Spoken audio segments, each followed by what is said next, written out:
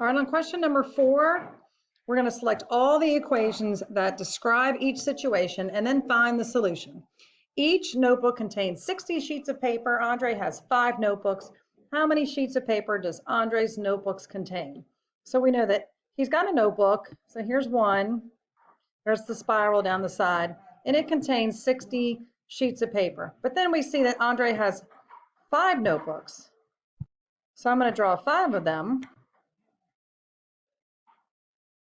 And there's 60 in each one.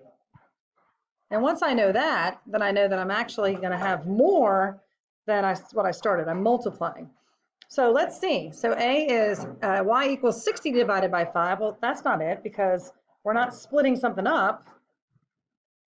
B, y equals 5 times 60. Well, that's true because each one is 60 sheets of paper and we have 5 of them. 5 times 60 is y. Well, the next one is I'm taking y and I'm dividing by 5, and that's going to be 60 in each one.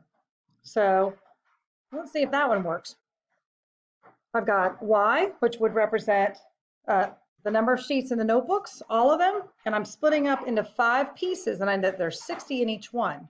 Well, that one actually does work because I want to know whatever the total is.